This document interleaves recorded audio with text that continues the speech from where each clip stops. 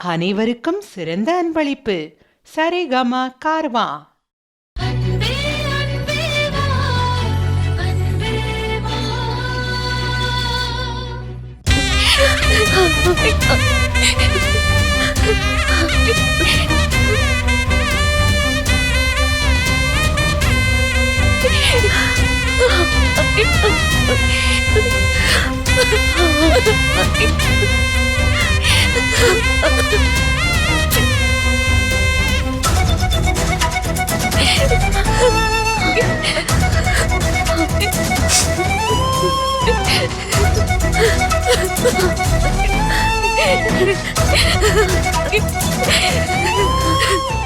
எப்படி மறுக்க இருக்கம்மா.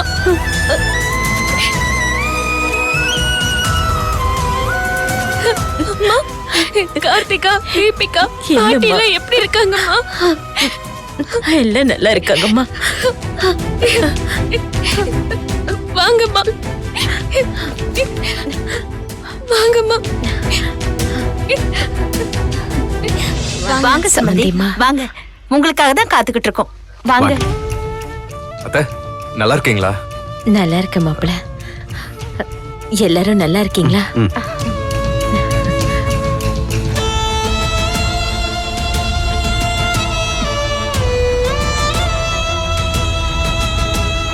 அத்தை, பூமி இனிமே நம்மளெல்லாம் கண்டுக்கவே மாட்டா.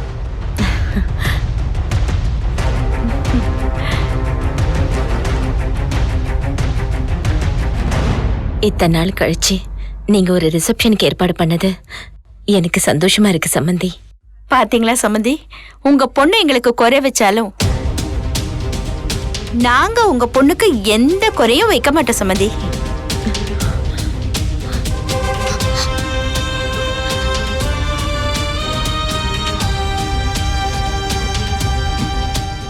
பார்வதி, சம்மந்தி ரொம்ப டயர்டா வந்திருப்பாங்க. போய் ரெஸ்ட் எடுக்கட்டும், அப்புறமா பேசிக்கலாம். அதெல்லாம் ஒண்ணும் இல்லம்மா. உங்க எல்லாரையும் பார்த்ததுல எனக்கு ரொம்ப சந்தோஷமா இருக்கு. நீங்க சந்தோஷமா இருக்கீங்க, ஆனா நாங்க தான் மனசுக்குள்ள கஷ்டத்தை வச்சுக்கிட்டு வெளியில சிரிச்சுக்கிட்டு இருக்கோம்.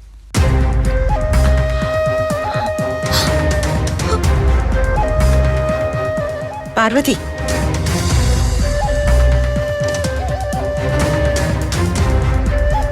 சம்பந்தியம்மா, ஏன் சம்பந்தியம்மா இவ்ளோ பெரிய வார்த்தை சொல்றீங்க? என்ன ஆச்சு? உங்க மனசுல என்ன வருத்தம்? எல்லாம் உங்க பொண்ணாலதான் சம்பந்தி.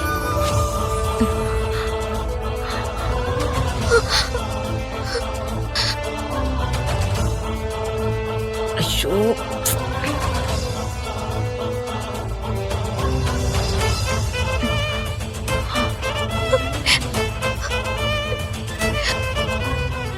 கோடீஸ்வரங்க வீட்ல இருந்து என் பையனுக்கு பொண்ணு கொடுக்க கியூல நின்னாங்க. ஆனா என் பையன் தான் உங்க பொண்ணை கட்டிக்கிட்டான். என் பேச்சையும் மீறி பூமி கழுத்துல தாலியை கட்டி அவளுக்கு ஒரு வாழ்க்கையும் கொடுத்தான். ஆனா உங்க பொண்ணுக்கு அதோட மதிப்பு தெரியலையே சம்பந்தி.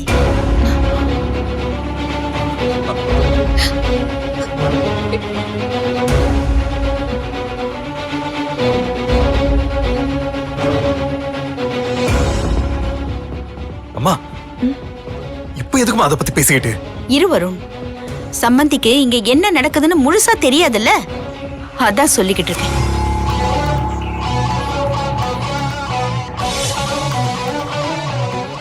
பாத்தீங்களா சம்பந்தி, என் பையன் எப்படி உங்க பொண்ண தாங்குறான்னு. இப்படிப்பட்ட புருஷன் கிடைச்சா ஒவ்வொரு பொண்ணும் அவன் காலையே விழுந்து கிடப்பாங்க. ஆனா உங்க பொண்ணு தொட்டு தாலி கட்டின புருஷனை தள்ளி வச்சிருக்க.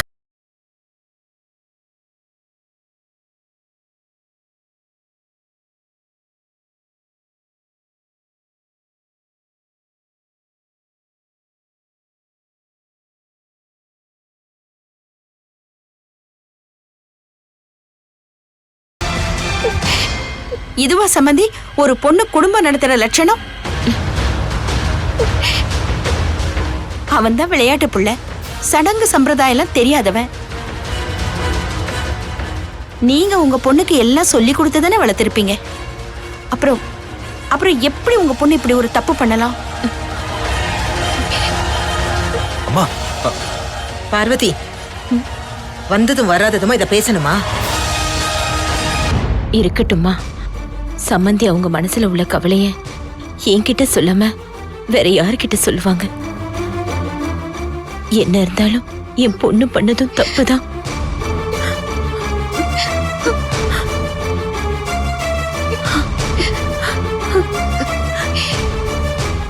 என்னை ஏமாத்திட்டிய பூமி. அம்மா,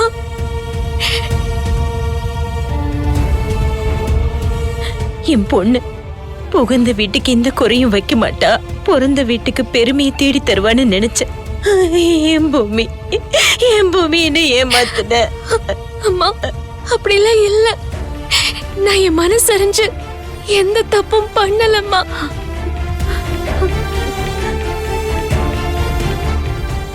அப்போ தாம்பத்தியத்தை தள்ளி போட்டது தப்பு இல்லைன்னு சொல்ல வரியா பூமி?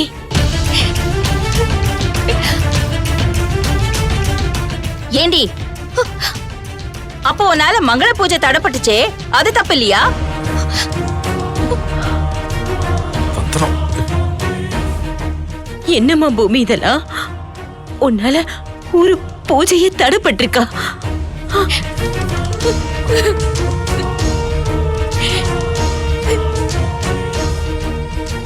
இந்த வீட்டு மருமகளா ஐஸ்வர்யத்தை சேர்த்து கொடுத்து வம்சத்தை விரக்தியாக்கி ஒரு குடும்பத்தை ஆளாக்குறதுக்கு பதிலா இவங்களுக்கு கஷ்டத்தை கொடுத்துட்டிய பூமி.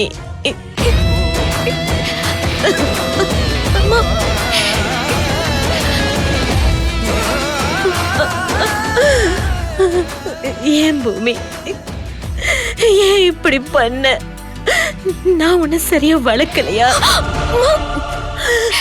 என் வளர்ப்புலதான் தப்பா? கடவுளே, இல்லம்மா.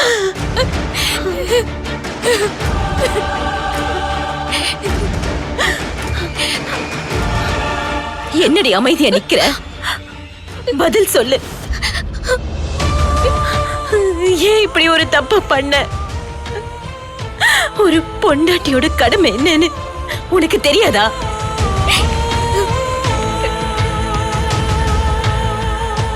உன் புருஷன் மனசுக்கு பிடிச்ச மாதிரி நீ நடந்துக்கவே இல்லையா?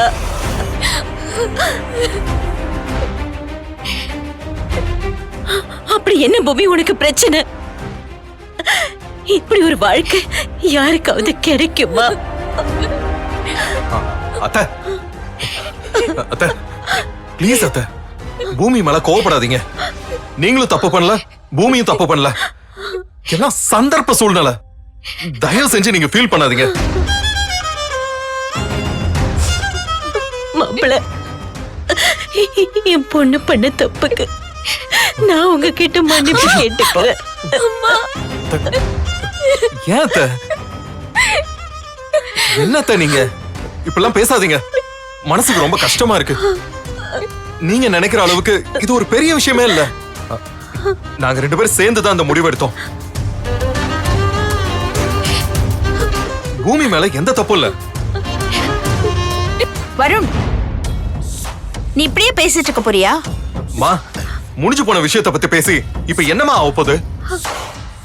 அதான் மறுபடியும் நாள் குறிச்சு எல்லாம் ஏற்பாடும் நடக்குது இல்ல. அத்தையும் அதுக்காக தானே வந்திருக்காங்க.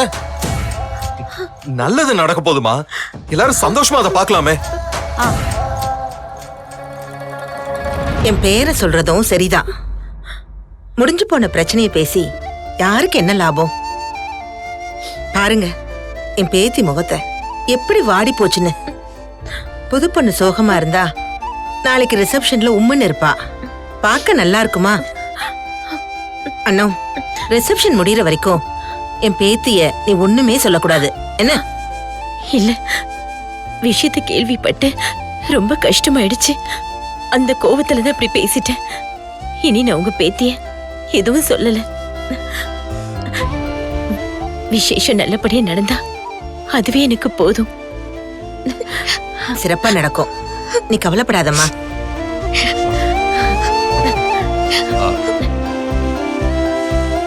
பாட்டி, நானும் பூமியும் கொஞ்சம் வெளியில போயிட்டு வரோம். டேய், என்னடா சொல்ற? அத்தை இப்பதான் வந்திருக்காங்க, நீ பாட்டுக்கு அவளை கூட்டிட்டு போறேன்னு சொல்ற? இல்லக்கா, பூமிக்கு ஒரு சேஞ்ச் தேவைப்படுது, அதான். ஏண்டா, உன் பொண்டாட்டி முகம் கொஞ்சம் வாடினதும் அவளை வெளியில கூட்டிட்டு போய் சமாதானப்படுத்துவியா? இல்ல பாட்டி, வெளியில போய் ரொம்ப நாள் ஆச்சு.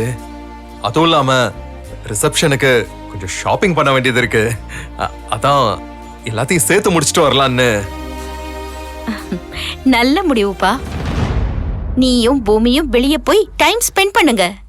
ஏன்னா அதுக்கப்புறம் முடியாதுல்ல. அதுல நாளையில இருந்து 2-3 நாளைக்கு நீங்க பிஸியா இருப்பீங்க. இன்னைக்கே போயிட்டு வந்துருங்க. ஓ சரிம்மா. அத்தை, நாங்க போயிட்டு வந்துடுறோம். வரமா? போயிட்டு வரோம் பாட்டி. பாய். பூமி, அத்தை போயிட்டு வாமா. பார்த்து பத்திரம். வரேம்மா. அண்ணம், வாமா குளிச்சிட்டு சாப்பிடலாம். வாசுகி, பேக் எடுத்து வை, வாமா. சரி.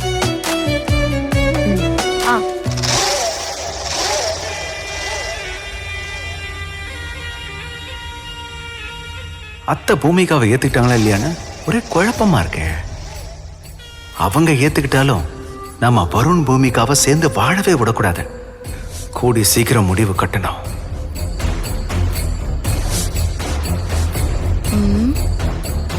என்னக்கா நீங்க ஜோடிய பிரிச்சு வைப்பீங்கன்னு பார்த்தா ஜோடிய வெளியில அமிச்சு ரசிக்கிறீங்க. காரணம் இல்லாம பார்வதி எதுவும் செய்ய மாட்டான். பாசமான மாமியாரா நடிச்சாதான் என் பையன் எனக்கு கிடைப்பான். அது மட்டும் இல்ல, நாளைக்கு பூமி அவளா வெளியில போயிட்டான்னு சொன்னா என் மேல யாருக்கும் சந்தேகம் வரக்கூடாது இல்லையா? அதுக்குத்தான்.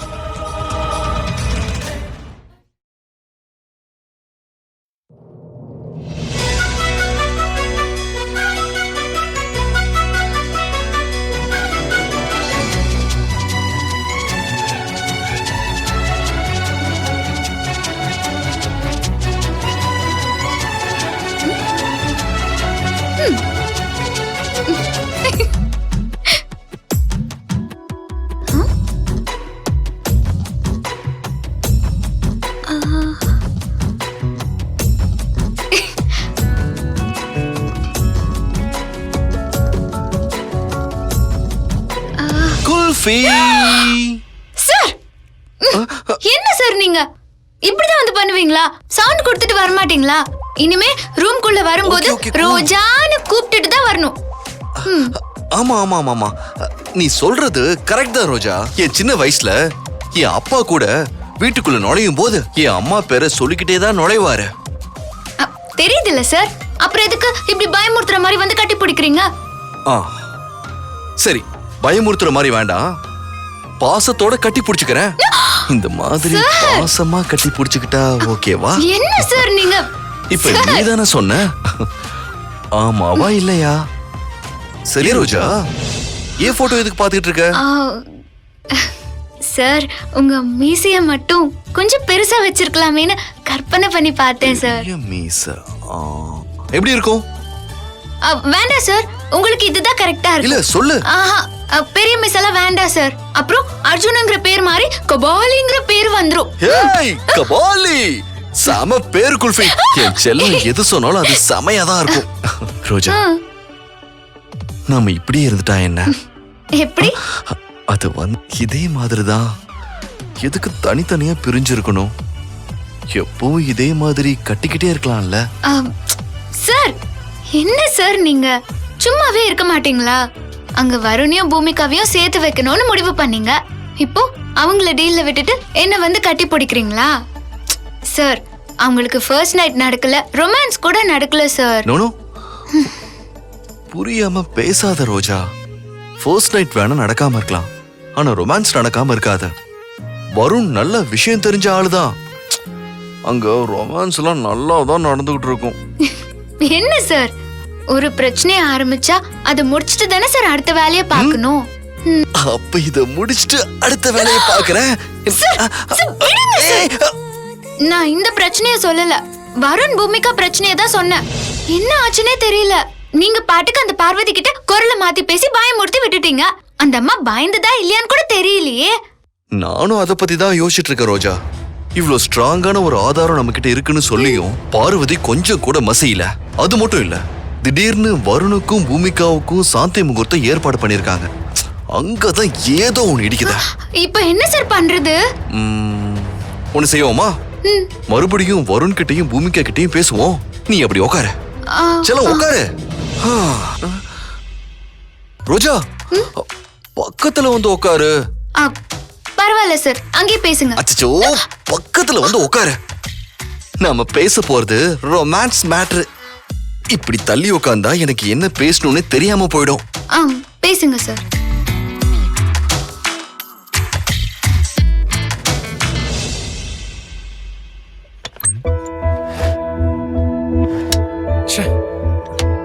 பர்ஸ் எடுத்து வைக்க மறந்துட்டேன்.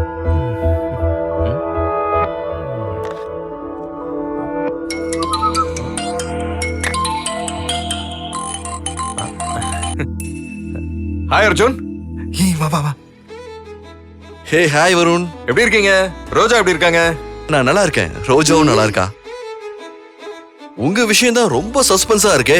திடீர்னு சாந்தி முகூர்த்தம், அதுக்கு ஒரு ஃபங்க்ஷன் வைக்க போறாங்கன்னு சொன்னீங்க. சரி, ஃபங்க்ஷனுக்கு என்ன ட்ரெஸ் கோட்? ட்ரெஸ் கோட் எல்லாம் ஒண்ணும் இல்ல. நீங்க எந்த ட்ரெஸ்ல வந்தாலும் ஓகே. உங்க பிரசன்ஸ் தான் எங்களுக்கு இம்பார்ட்டன்ட். சரி சரி, அது இருக்கட்டும். அங்க நிலவரம்லாம் எப்படி இருக்கு? இங்க என்ன ஜாலியா இருக்கும். பூமி. ஹலோ அர்ஜுன். ஹாய் பூமிகா. கொஞ்சம் இரு. ரோஜா தான் உன்னை பத்தி கேட்டுக்கிட்டே இருந்தா. அவகிட்ட பேசு. பூமிகா எப்படி இருக்க? நான் நல்லா இருக்கேன் ரோஜா. நீங்கெல்லாம் இருக்கும்போது எங்களுக்கு என்ன கவலை? அம்மா வந்திருக்காங்க. அம்மா வந்திருக்காங்களா? அம்மா நல்லா இருக்காங்கல்ல? அம்மாவை பத்தி தான் உங்களுக்கு நல்லா தெரியுமே. அப்படியே தான் இருக்காங்க. அவங்களுக்கு எந்த டென்ஷனும் கொடுக்க கூடாது. அமைதியா வச்சு பாத்துக்கணும். அப்பதான் அவங்க உடம்பு நல்லா இருக்கும். சில நேரத்துல நம்மளையும் மீறி ஏதாச்சும் ப்ராப்ளம் வந்துட்டா என்ன பண்றதுன்னு தான் பயமா இருக்கு. அப்படியெல்லாம் பயப்படாத பூமிகா. நமக்கு பிரச்சனை எதனால வருதுன்னு தெரியுமா? நம்ம பயப்படுறதுனால. நீ தைரியமா இரு. அம்மாக்கு எல்லாம் ஒன்னும் ஆகாது. பூமிகா, வருண் கிட்ட கொடு. சொல்லுங்க அர்ஜுன். வருண், நீங்க சொன்னீங்கல்ல அந்த ஃபங்க்ஷனுக்கான ஏற்பாடெல்லாம் எப்படி போயிட்டு இருக்கு? அதெல்லாம் அம்மா பாத்துக்கிறாங்க. நானும் பூமிகாவும் இப்ப வெளியில ஒரு ஜாலி ட்ரிப் போறோம். அப்படியா? உங்க அம்மாவை அனுப்புறாங்க? என்ன அப்படி கேட்டீங்க? அம்மா தான் எங்களுக்கு பெர்மிஷன் கொடுத்ததே. ஜாலியா வெளியில போயிட்டு வாங்க. சாந்தி முகூர்த்தத்துக்கு முன்னாடி 2 பேரும் லவ்வர்ஸ் மாதிரி பழகுங்க என்ன சொல்லிட்டாங்க.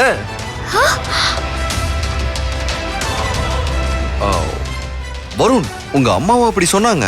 ஆமா அர்ஜுன், எங்க அம்மாவும் ட்ரெண்டிங்ல உள்ள அம்மா தான்.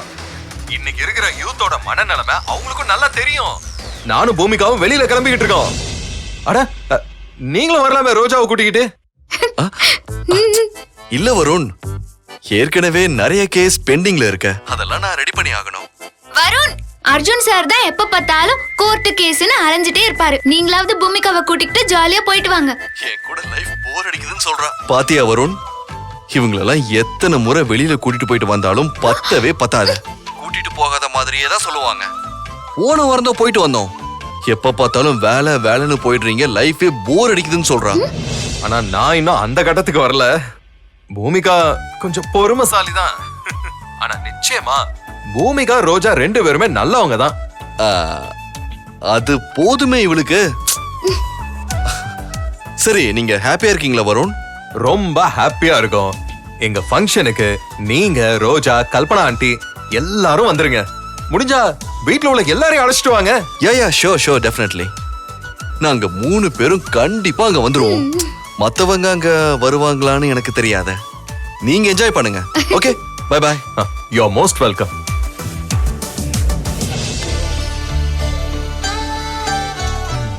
போலாமா? எங்க போறோம்? நான் சொல்றேன்.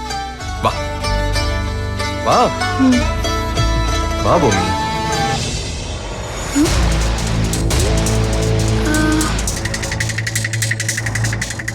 என்ன சார் யோசிக்கிறீங்க? இல்ல பார்வதி அம்மாவை நாம அந்த அளவுக்கு மிரட்டி வச்சிருக்கோம். ஆனா அந்த அம்மா இவங்களுக்கு ஃபர்ஸ்ட் நைட் ஏற்பாடு பண்ணிருக்காங்க. அதுக்கு ஒரு விழா வேற வைக்கிறாங்களாம். இப்ப 2 பேரையும் ஜாலியா வெளியே போயிட்டு வாங்கன்னு சொல்லிருக்காங்க. இதெல்லாம் பார்த்தா ஒரே குழப்பமா இருக்கு ரோஜா. எங்கேயோ இடிக்குதே. சார் நீங்க சொன்னா சரியா தான் சார் இருக்கும். பார்வதி அம்மா அவ்வளோ சாதாரணமா அவங்கள சேர விட மாட்டாங்களே. கரெக்ட் ரோஜா. மறுபடியும் பார்வதிக்கு ஃபோன் பண்றேன். என்ன நடக்குதுன்னு தெரிஞ்சுக்கிற வரைக்கும் நம்ம பேசிக்கிட்டே இருக்க வேண்டியதுதான். பார்வதி மனசுல என்ன இருக்குங்கிறத அப்பதான் கண்டுபிடிக்க முடியும். நான் அத கண்டுபிடிக்கிறேன்.